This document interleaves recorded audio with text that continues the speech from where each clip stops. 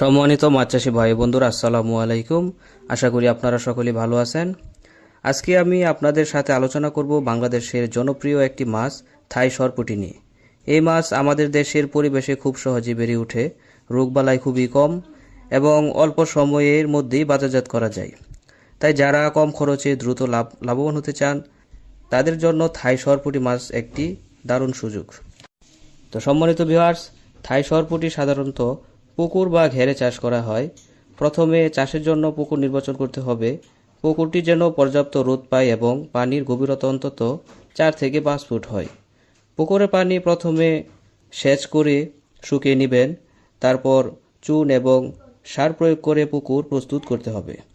পোনা ছাড়ার সময় প্রতি শতাংশে 400 থেকে 500 পিস পোনা ছাড়তে পারবেন। যদি মিশ্রভাবে চাষ করেন তাহলে 200 থেকে 250 পিস পোনা চাষ করতে পারবেন। তাহলে অতিরিক্ত ঘন হবে না, খুব দ্রুতই মাছগুলো বড় হবে। এই মাছগুলা মিশ্র চাষেও ভালো হয়, যেমন রুই, কাতলা, মৃগেল কিংবা তেলাপিয়ার সাথেও একসাথে চাষ করা যায়।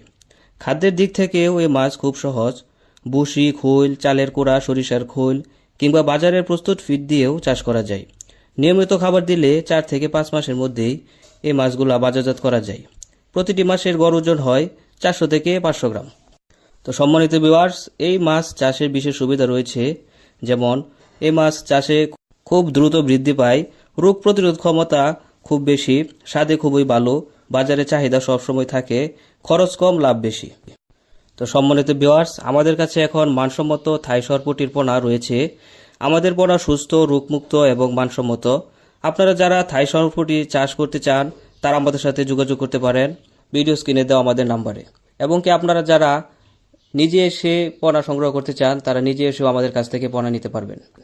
তো সম্মানিত ভিউয়ার্স, আজকের মতো ভিডিওটা এখানেই শেষ করছি। ভিডিওটি যদি ভালো লাগে তাহলে একটা লাইক দেন, কমেন্টে আপনার মতামত জানিয়ে দিবেন এবং নিত্য নতুন ভিডিও পেতে চ্যানেলটি সাবস্ক্রাইব করে পাশে থাকা বেল আইকনটি অন করে দেন, যেন পরবর্তী ভিডিওটা দেওয়ার সাথে সাথে আপনি খুব সহজে পেয়ে যান।